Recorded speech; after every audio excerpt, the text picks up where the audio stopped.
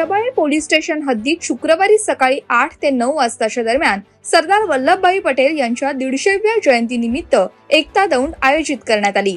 इच्छापूर्ती मंदिर ऐरोली ते नेव्हा गार्डन या पाटणी रोड ऐरोली मार्गावर 400 ते 450 नागरिकांनी या दौंडमध्ये उत्स्फूर्त सहभाग नोंदवला। 12 अधिकारी आणि 67 अंमलदार यामध्ये सहभागी होते।